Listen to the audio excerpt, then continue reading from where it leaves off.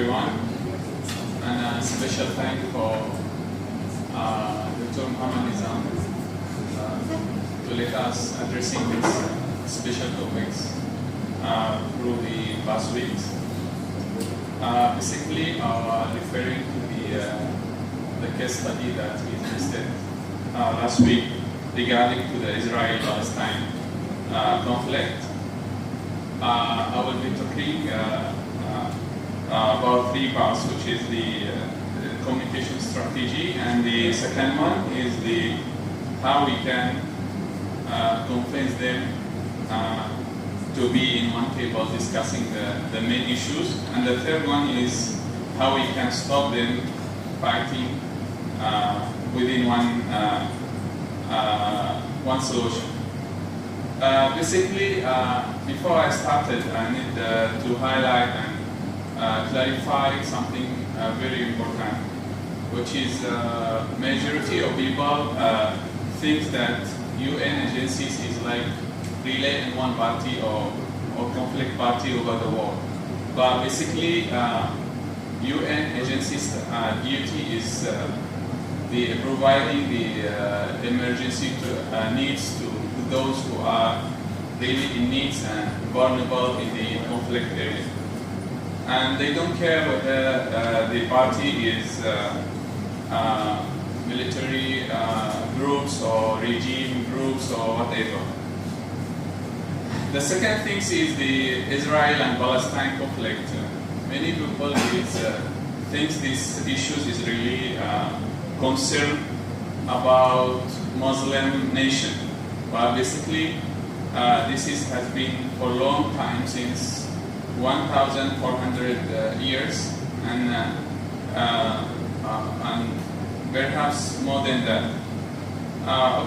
Let's start with the first question, which is referring to the case study, and how if I was the United Nations Secretary General. Basically, I will be going through the main issue between the two states, which is Israel and Palestine, and I will do the first of thing. I will be announcing the effective participation without any conditions. The second things, I will call them to have an international dialogue, which will be held at a neutral country which never supported the one of the states. The third one is to withdraw the military guns and hand over to the peace forces. And this could be happen within the conflict areas, and it could be also external party, especially in the border of both states. The fourth one is selecting the representative of both states who never participated or joined any conflict party before, and we can call them peacemakers.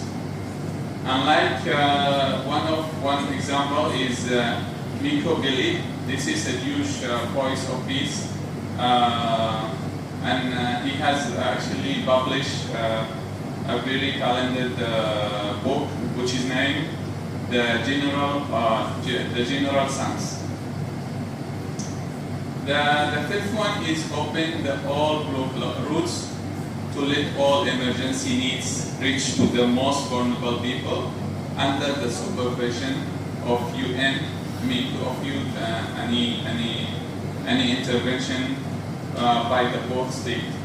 And also we will let INGOs, international non-governmental NGOs organization to intervene the needs to those who are in need.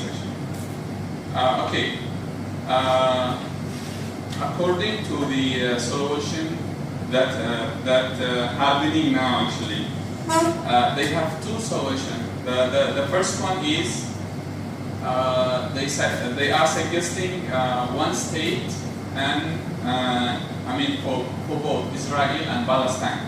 But personally, I prefer to have a confederation. Confederation is the where I would advocate the confederation solution, in which Jews and Arabs would be joined, where is a union of sovereign state, united for a purpose of common action, often in relation to the state. Usually this solution created by a treaty, and these confederations, later they call it Confederation of States. And it used to be tend to be established for the dealing with practical issues such as defense, foreign relation, internal trade, and currency. Within the both states, it can be dealt within the both states. Before we apply this confederation system within both states, we have to focus on two things. The first one is how we can convince them to have one dialogue. And I'm going to show both of them to convince them, the nations, the huge values that regarding to the victims of both states, including reports, field visit, and aid conferences for both states. And secondly, I will apply the transitional justice, which is very successful in several countries, have been before.